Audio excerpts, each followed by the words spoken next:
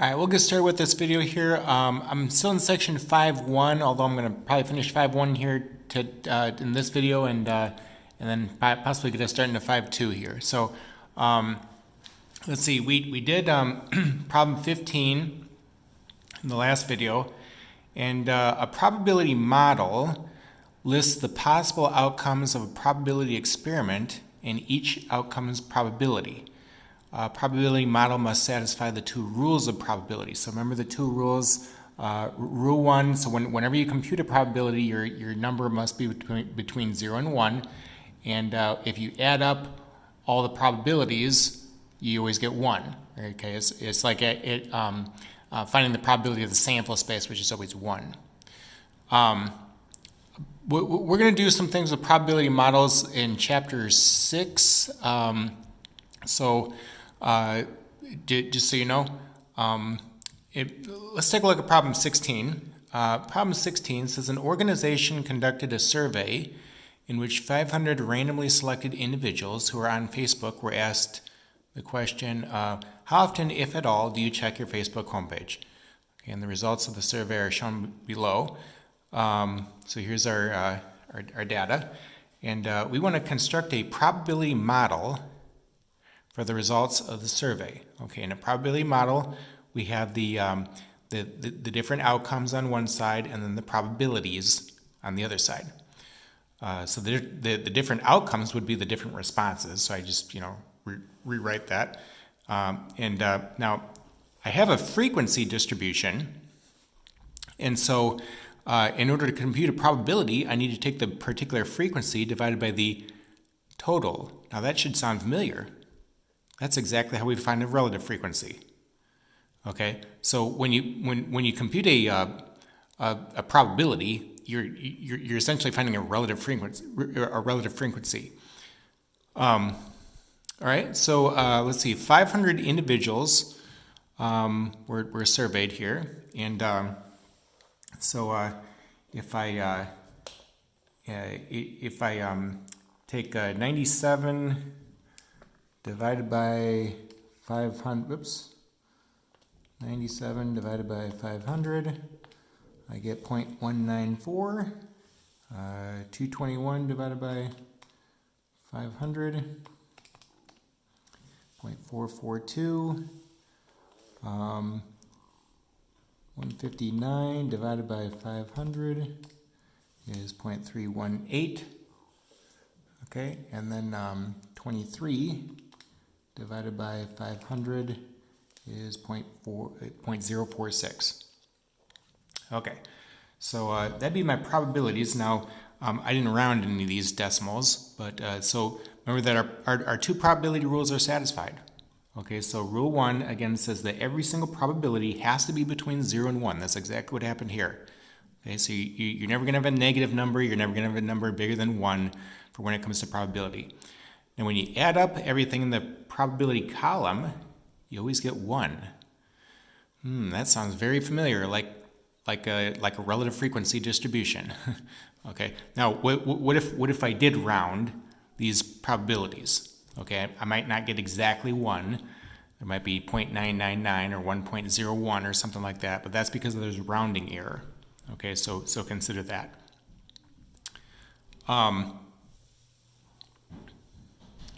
Okay, part B, is it unusual for an individual who is on Facebook from this study to almost never check his or her homepage?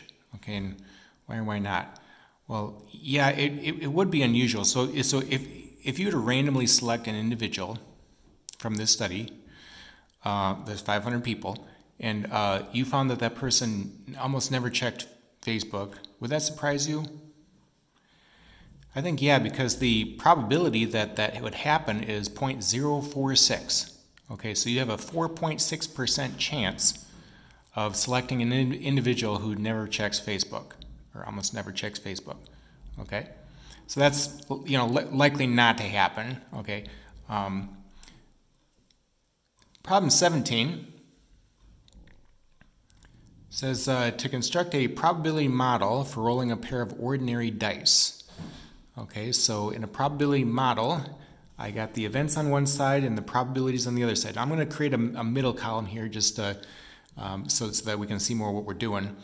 But when you roll a pair of dice, you can roll a 2, because a 1 is not possible. Roll a 2, a 3, a 4, a 5, okay, all the way up to rolling a 12. And that's going to be my various events. Now I'm going to find the probability of each event. Okay, so what is the probability that if I roll a pair of dice, I get a 2? Well, there's only one way that I can roll a 2, right? That's if both the dice show a 1.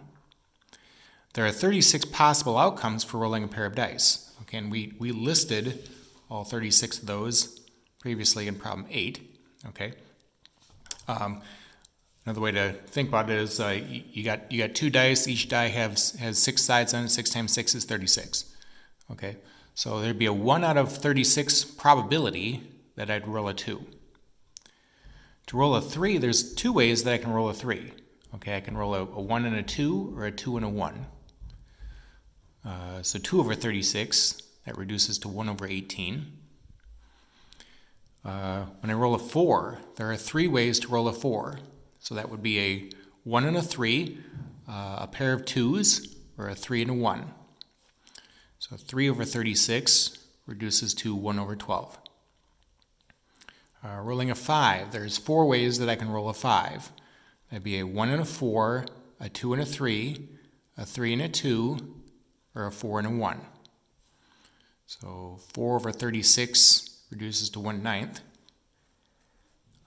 When I roll a 6, okay, there's 5 ways that I can roll a 6. That would be a 1 and a 5, a 2 and a 4, a pair of 3s, a 4 and a 2, or a 5 and a 1. Okay, so 5 over 36 would be the probability of rolling a 6. 5 over 6 doesn't simplify. Rolling a 7, there's 6 ways that I can roll a 7.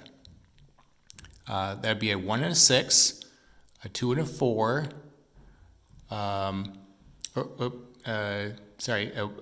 and a 6, a 2 and a 5, a 3 and a 4, a 4 and a 3, a 5 and a 2, and a 6 and a 1. So 6 over 36 reduces to 1/6. Okay, rolling an 8. So we've already looked at the ways that you can roll an 8 earlier in this worksheet. There are 5 ways that you can roll an 8. Okay, and here's the 5 that we have listed. Rolling a 9. There's 4 ways that you can roll a 9. Okay, and here they are, and they're listed.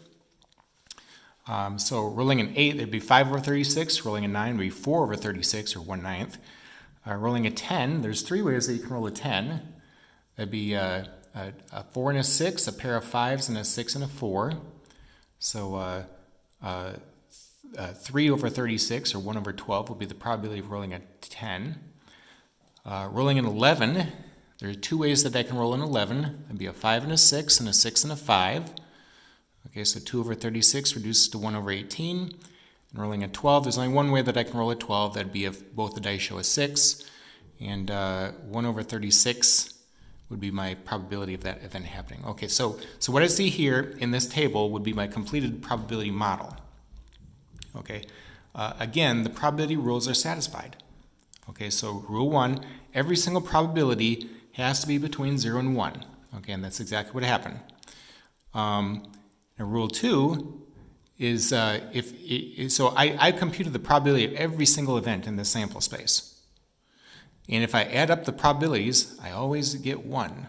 Okay, and I've got my common denominator of 36 here, so let me just add the numerators. 1 plus 2 is 3, plus 3 is 6, plus 4 is 10, plus 5 is 15, plus 6 is 21, plus 5 is 26, plus 4 is 30, plus 3 would be 32, plus 2 is 35, plus 1 is 36. 36 over 36 is 1. And again, that always happens. If you're using fraction, that will always happen. Okay? Because there's no rounding going on. If you're using decimals, it may or may not happen, just depending on if there's rounding. going on there. Okay, and again, this totally reminds me of a relative frequency distribution. This is exactly a relative frequency distribution. Okay, we're just calling it something else. Now, by the way, since there are only 11 outcomes, why is the probability of rolling a 2 not 1 over 11? So I can't roll a 1. That's not possible, right? If I have 2 dice. So roll a 2, roll a 3, roll a 4, roll all the way up to rolling a 12. So why isn't it not 1 over 11 for rolling a 2? Well, the person that says 1 over 11 does not know the sample space. Okay? The sample space is all the outcomes. So what they think is that there's only one way to roll a 2, which is correct. There's only one way to roll a 3, which is not correct. There's only one way to roll a 4, which is not correct. There's only one way to roll a 5, which is not correct. Okay, they think that there's one way to roll every single one of these 11 outcomes. That's not true, right? So you got to look at all the ways that you can roll these other outcomes, okay? So, and actually to roll a 2 is 1 over 36. So for the person who says 1 over 11, it's actually less likely than that, okay? Rolling a 2 is very unlikely to happen, okay? So the key thing in that is to know the sample space. We have to know the sample space whenever we do anything with probability, okay? And the person here who says 1 over 11 does not know the sample space, okay?